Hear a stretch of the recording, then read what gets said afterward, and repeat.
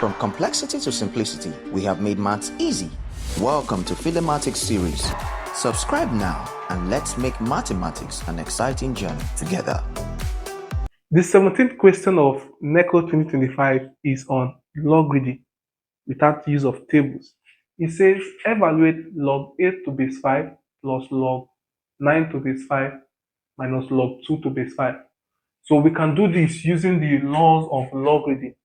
Since they are all to base 5, this is simply,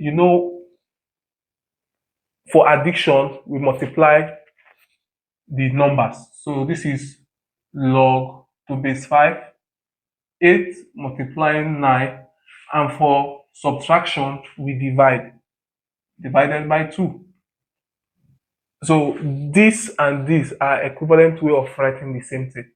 So we have log 8 times 9 is 72 over 2 to base 5. And so this is log 72 over 2 is 36 to base 5. And 36 I can put in base 6 as log 6 square to base 5.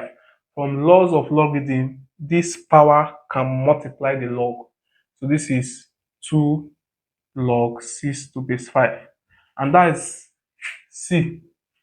Make sure you like this video, share, and subscribe. Thank you.